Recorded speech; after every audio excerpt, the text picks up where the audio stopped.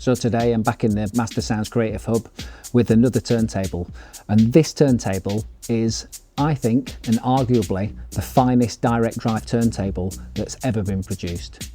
It's the TRIO Direct Drive L-07D.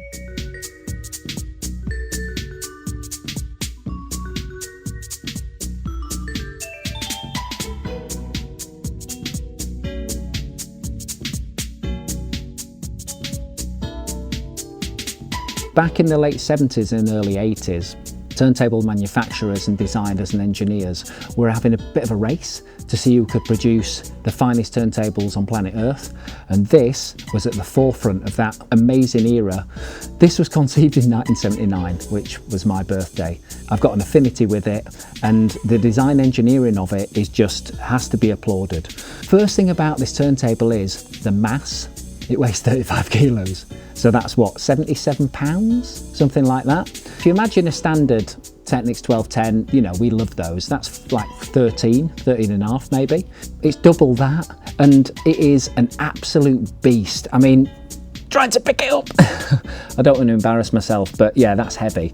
It has to have handles, which is crazy. These are all cast into the base and everything like that. It's been designed as a laboratory grade turntable.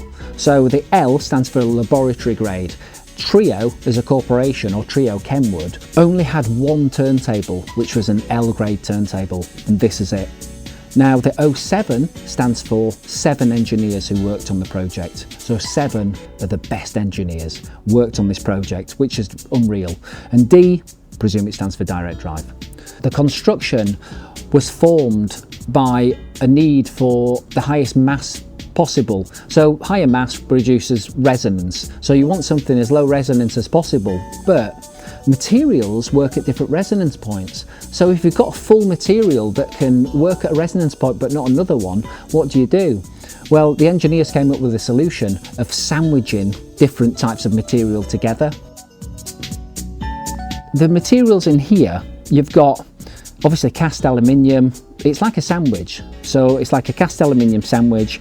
It's got a cast aluminium top, which is amazing, like a battleship grey. The front of it is actually mahogany. So different resonance properties, they found that mahogany worked really well. The way that the turntable interacts with the bearing is extremely important in this, because the bearing acts as, you know, a point of resonance. The mass of the turntable helps with that. Now, there's a side profile of how the turntable is cut, basically, that we'll put on the screen, using different materials, using different ways of manufacturing that have not been done before, and that is really pushing the boat out, because they wanted the turntable to be #1, and hence it's here 46 years later looking like this, resplendent. It's just such a beautiful thing to behold. Obviously on a standard turntable you've got a platter. So obviously this is a bit of a beast. It's an aluminium platter. It's actually held in by 3 screws. It's balanced at the factory. You have to screw it down. So unlike, say, a standard turntable. So this is actually the turntable mat, but it's made out of stainless steel. Now stainless steel as a material is non-ferrous, so that doesn't contain iron ore, which means that it's non-magnetic. Aluminium's non-magnetic, but stainless steel has the weight, so that weighs an absolute ton. So that's why it sits on the top. So it's a beautiful stainless steel, I think 4mm thick, which is just wonderful. You know, it spins like a dream. The amount of mass there is quite unbelievable, really. This turntable comes with the accessories that make it so special. It's got an auxiliary or a secondary platter. Now this is ceramic, so I remember these back in the days of the engineering workshops. I mean, it's got like a really beautiful finish to it. This is the Kenwood TRIO Corporation TS10, so that's the extra platter that goes on the top. So let's just pop that on. Now you might see that the outer platter is larger, so the outer platter is 13 inches and the inner is obviously 12, so it fits a 12-inch record. Allied to that, you've even got, I don't know if you've seen these before, but you've got a Kenwood TRIO Corporation outer disc stabilizer. I mean, this is brass construction. So underneath, yeah, made in Japan sticker, and then basically when a record goes over, that is then placed over to ensure less resonance. We're famous for our turntable weights and we sell these, and we've sold thousands of them over the years, but to add these extra bits of fanaticism about engineering and about getting the finest sound possible. It blows my mind. It really does. It's amazing. They've also got a brass turntable weight, but the mass of that, again, because it's brass, it's extremely heavy. Put a record on, then that goes over the top there. So the actual mass of that spinning platter there is huge. So from that, what do you have to do? Well, you have to provide a power supply that's powerful enough to not just power the turntable, but to get it up to speed as quickly as possible. So then this is the power supply. That power supply is extremely special because it has 2 speeds. It's got 2 ways of operation. One in standard mode. So imagine if you take all this off. So let's just take them off and I'll just show you.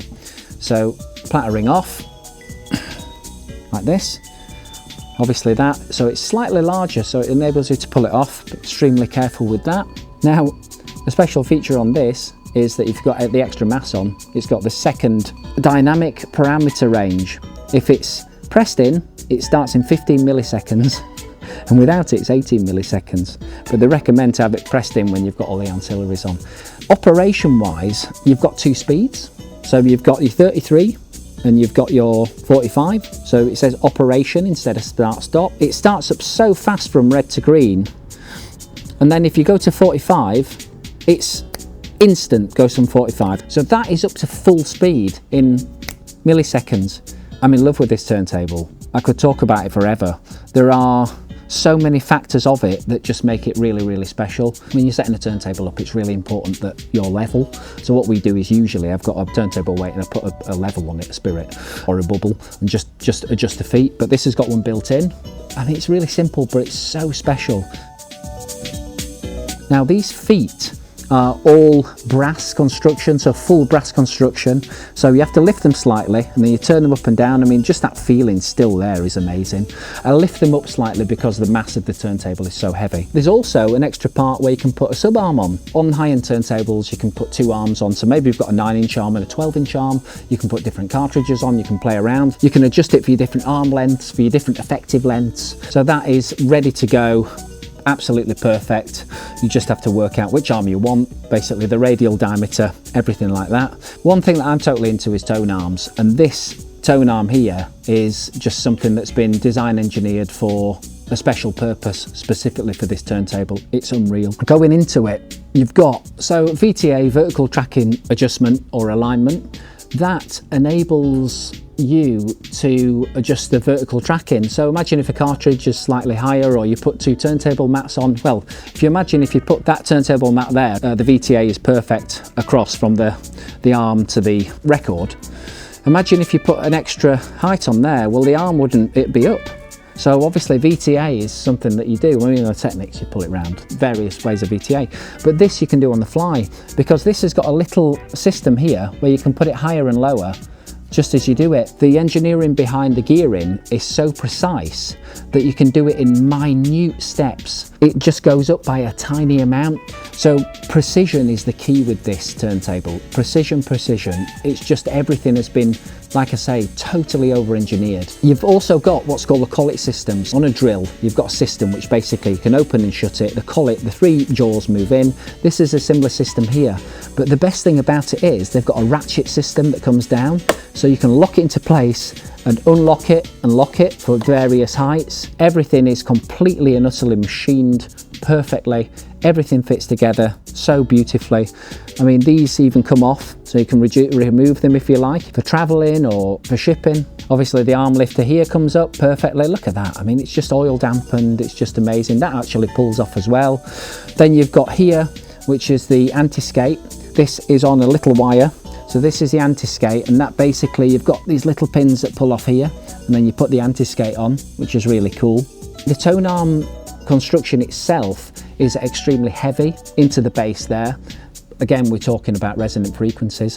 So that base there, I'm sure it's like 3 kilograms or something. So imagine that in your hand, 3 kilos into a mass that's what, 4 inch across. It's pretty crazy. Goes right down into the body of the turntable. This is also really cool. So it's got a separate extra weight on the back, so moving coil cartridges a little bit heavier, and then it's got a really cool adjustment feature on here which screws forwards. So it's 0.25, 0.5, 0.75, and 1 gram, but then that goes up in fifths. So the tolerance is extremely small. You wouldn't expect anything else, would you really?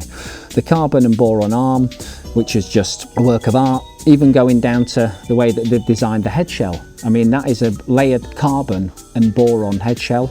This turntable is the finest example of direct drive engineering I've ever seen.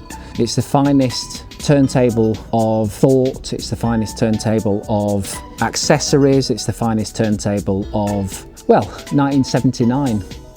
What more can I say, really?